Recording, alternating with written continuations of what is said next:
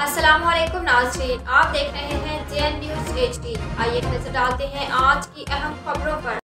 खबर शामिल करते हैं। पिंडी भटियां। हमारे नुमाइंदे राना हसन राजपूत की रिपोर्ट के मुताबिक पिंडी भट्टी में चोर बेलगाम, मोहल्ला मदीना टाउन में घर का सफाया कर दिया। पिंडी भटियां मोहल्ला मदीना टाउन पतन रोड के रहायशी इफ्तिखार अहमद के घर चोर ताले तोड़कर 2 लाख रुपए नकद और 2.25 तोले तलाई जेवरात लूट कर फरार।